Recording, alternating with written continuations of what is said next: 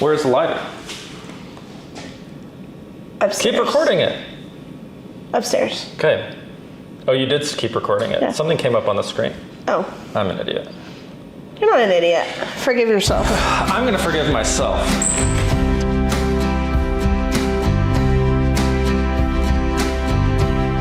Today we're talking about forgiveness. Okay. I'll give you the pen. I'm really glad we're not. I didn't chew on that. Sometimes I chew on it. Thank you for sharing. I'll give you the pen that's not chewed on. Okay, thank you. So I think we should write down ways that people have wronged us. And then we're going to burn it. My grandfather died. I'm pretty mad about that. Who do you have to forgive? I probably should forgive him. It's not his fault he died. Yes. Yeah. Okay, forgive your grandfather for dying. Yeah, He didn't do it on purpose. He didn't do it on purpose. No. My dog Annie, whenever she wants to play with you, she just barks at you in your face. So we'll be like watching a TV show. Yeah. And she'll just be like, no, I'm gonna bark at you. That's rude. It's real rude.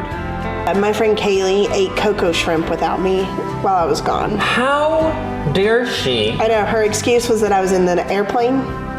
Not okay. I know. Okay, let's go burn. Let's go burn it. Did you see our lighters? Did you see them?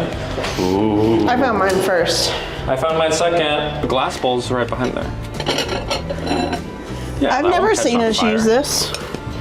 That's like nice though. We can burn things in this. Yeah. Okay. What if you put the nice bowl back?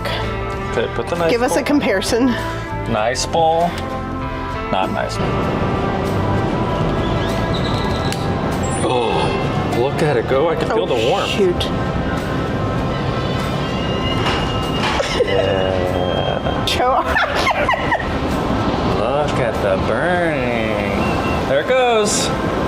We forgave everybody. That's how it works. You want to burn it some more?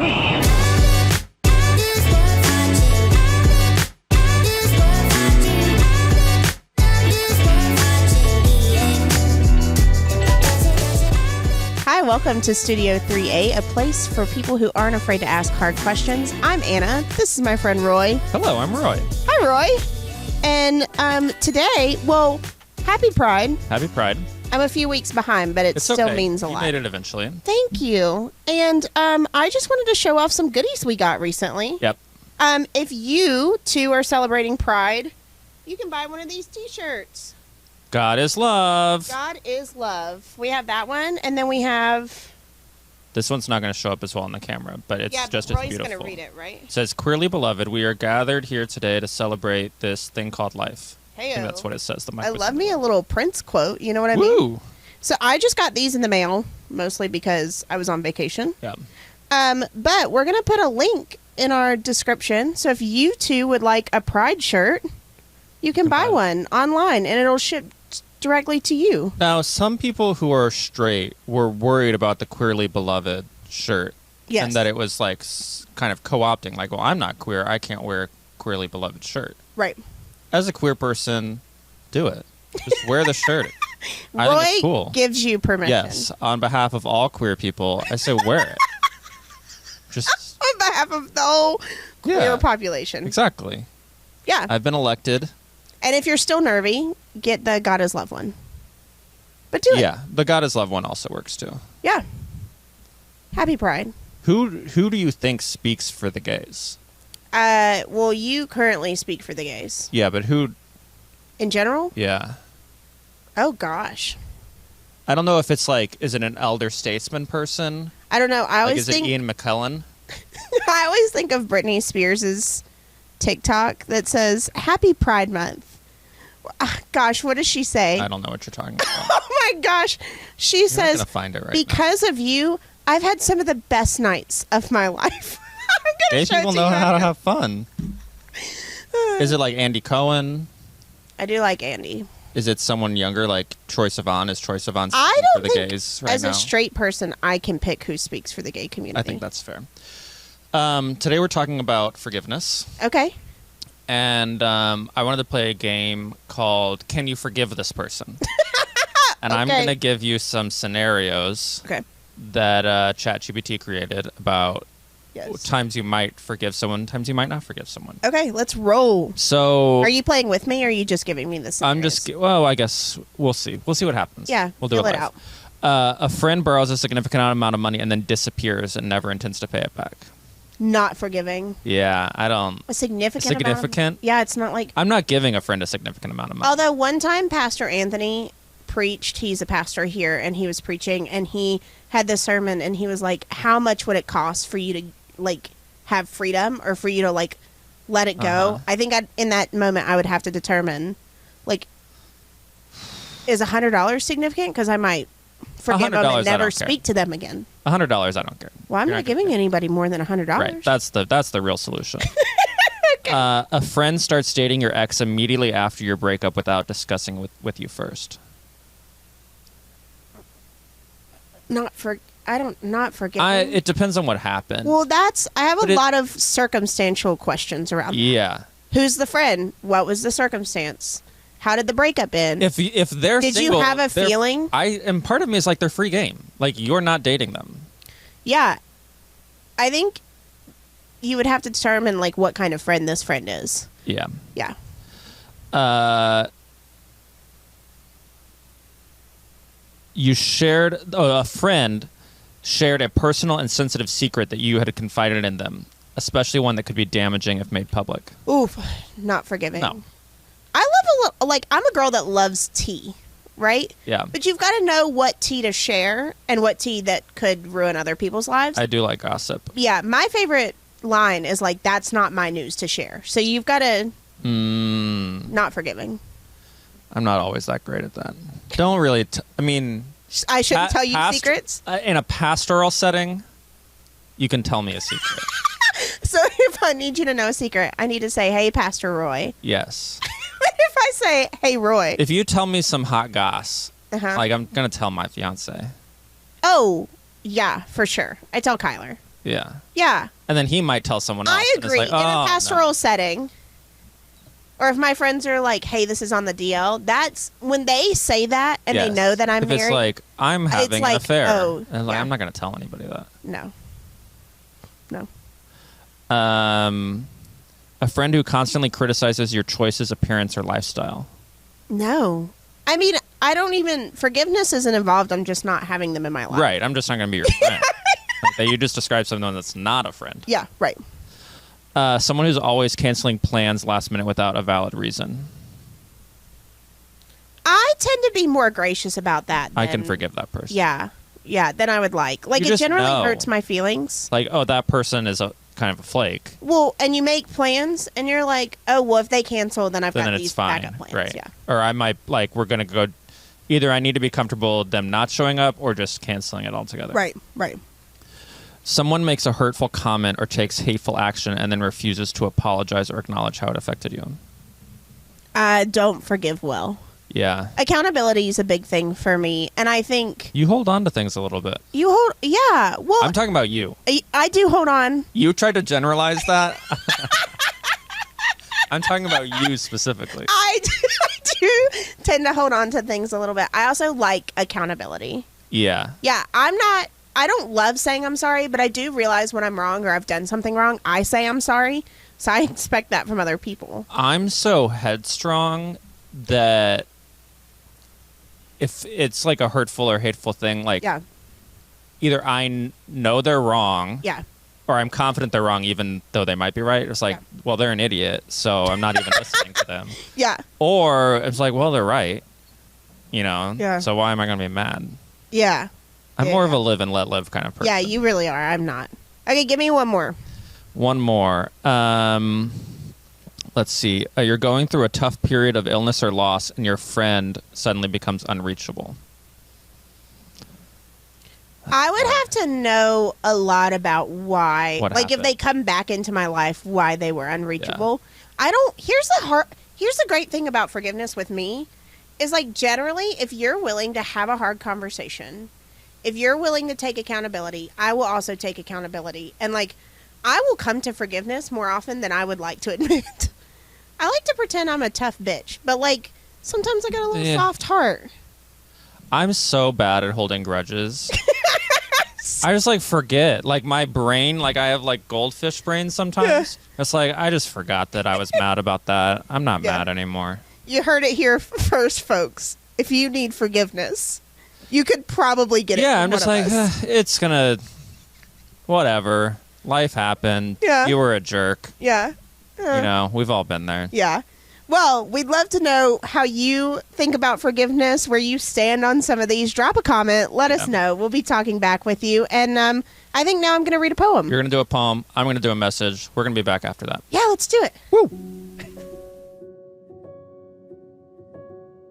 Forgiveness by John Greenleaf Whittier. My heart was heavy, for its trust had been abused, its kindness answered with foul wrong. So, turning gloomily from my fellow men, one summer Sabbath day I strolled among the green mounds of the village burial place, where, pondering how all human love and hate find one sad level, and how, soon or late, wronged and wrongdoer, each with meekened face, and cold hands folded over a still heart, pass the green threshold of our common grave, whither all footsteps tend, whence none depart. Awed for myself and pitying my race, our common sorrow, like a mighty wave, swept all my pride away, and trembling, I forgave.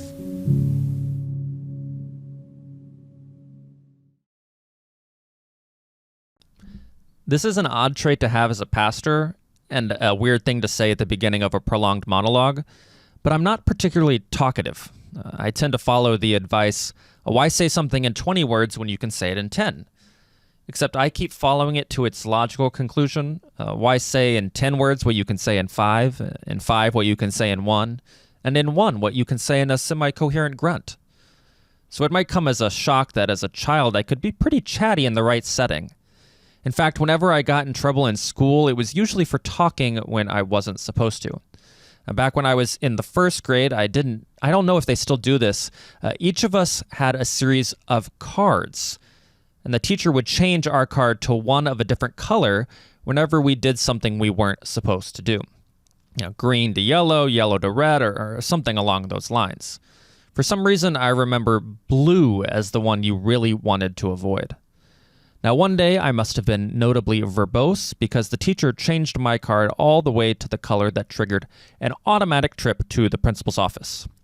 I still vividly remember her walking me and another kid down the hall, when what did I see out of the window? My mother, who at that exact moment had arrived to help out as a reading partner. My luck could not have possibly been any worse.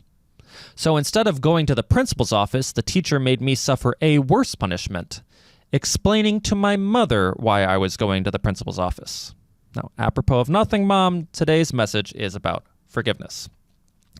There's a story in the book of Matthew where Peter asked Jesus, how many times should I forgive my brother or sister? Is 7 times good? And to our modern ears, it sounds like Peter's asking for permission to practice limited forgiveness. However, in the Jewish culture of the time, 7 implied infinity, with obvious connections to the completeness of creation in 7 days. So Peter's really asking Jesus, should I forgive my brother or sister an infinite number of times?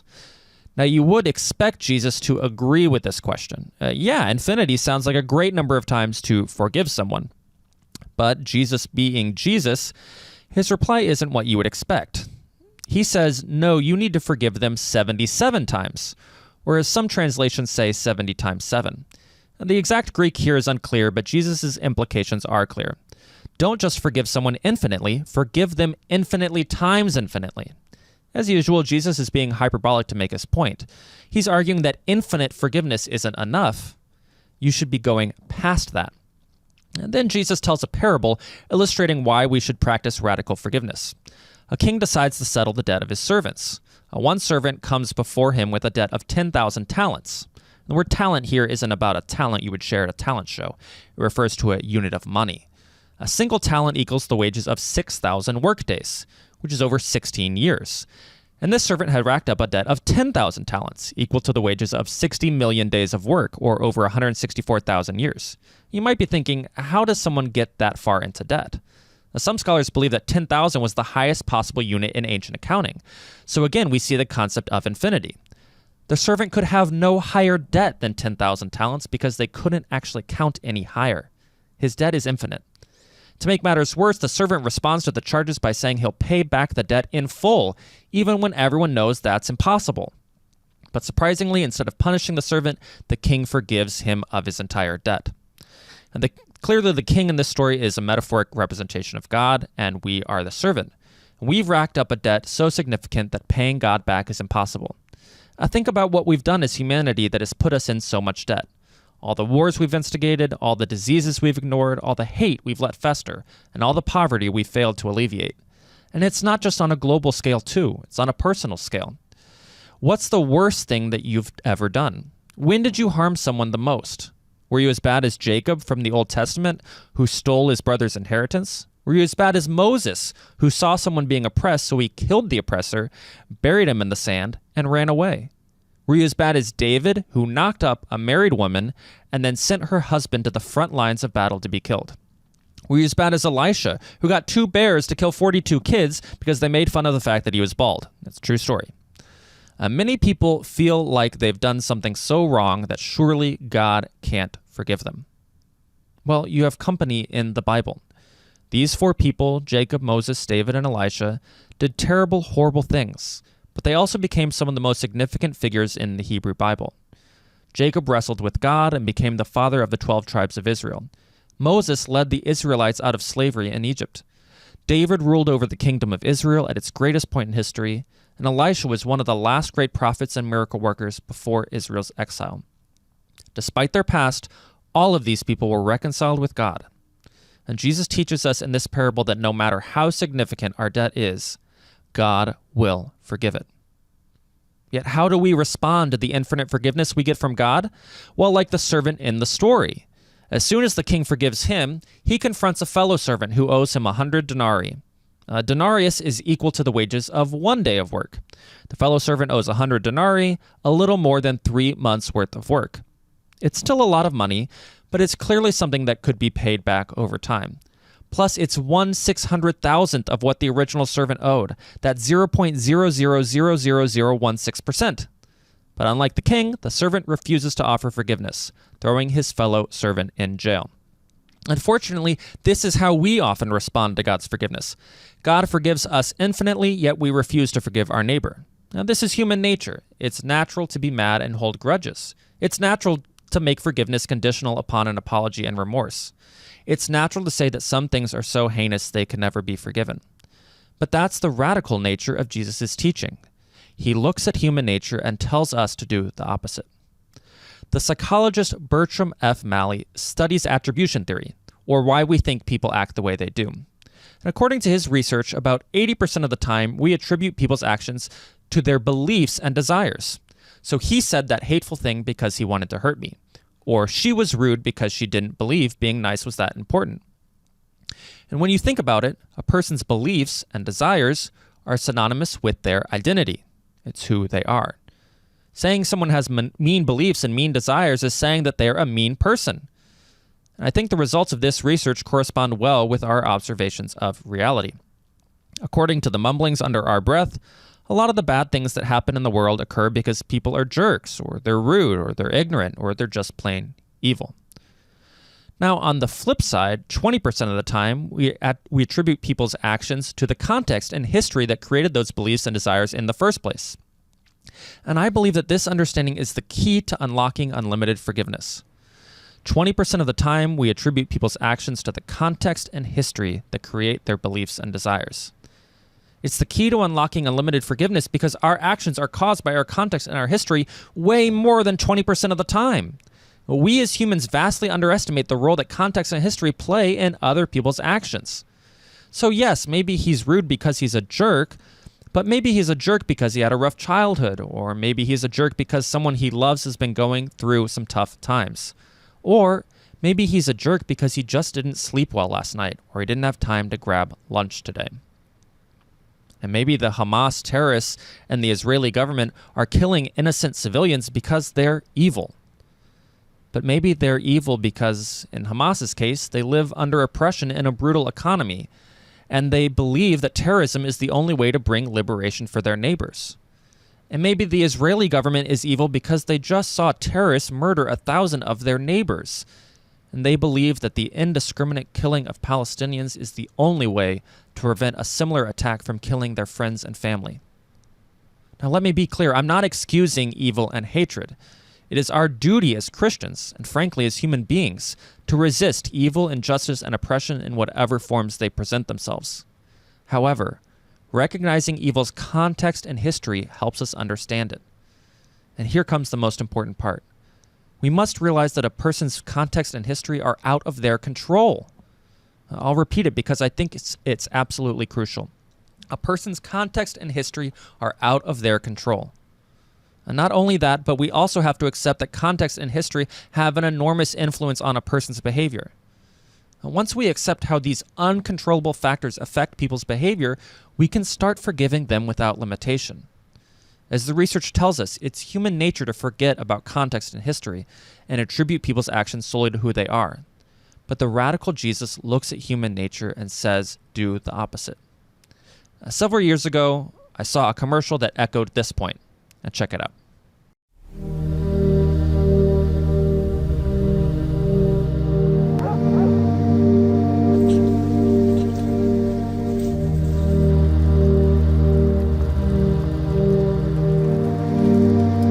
You see, you wouldn't ask why the rose that grew from the concrete had damaged petals. On the contrary, we would all celebrate its tenacity. We would all love its will to reach the sun. Well, we are the roses. This is the concrete. These are my damaged petals. Don't ask me why.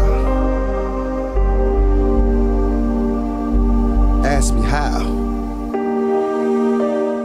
When we look at other people, all we tend to see is their damaged petals, completely ignoring the concrete they grew out of. To reflect the infinite forgiveness that God gives us, we have to look past the damaged petals and stop blaming people for the concrete that they couldn't change. We must start saying, wow, a rose grew from the concrete? Okay, I need to know one thing, and that is, are you still traumatized by going to the principal's office? I am a little traumatized. I called my mom and asked her. I needed a story about forgiveness. Right. So I called her and I was like, what's something that I've done that I need forgiveness for? And she brought it up? She brought it up. There was another time that I got in more trouble, which was more something I'm more embarrassed about as a child, as a young adult. And so I was like, let's not bring up that one. Do we have any more lighthearted stories? And then she brought that one up. Yeah. And so it was like, oh, okay, that one, talking too much is something I can. Yeah. I'm not embarrassed. We both kind of relate to, you know? Yes. Yeah. So, but I can tell you exactly where I was when it happened. I can tell you where we sat. Yeah. This was 25 years grade. ago. Yeah. Yeah. And I can still see it perfectly. Oh my she God. still remembers it too. That's so good. I am a little traumatized. It happens. But I really appreciated your kind of point about the context of actions. I was just thinking while you were talking, something happened recently in a friend group I had, and the friend group essentially fell apart. And I think all the time about how there were 4 or 5 of us involved. If we would have had a conversation about where we actually were or what was going on, I think a lot of forgiveness could be extended. I think about that a lot. Yeah.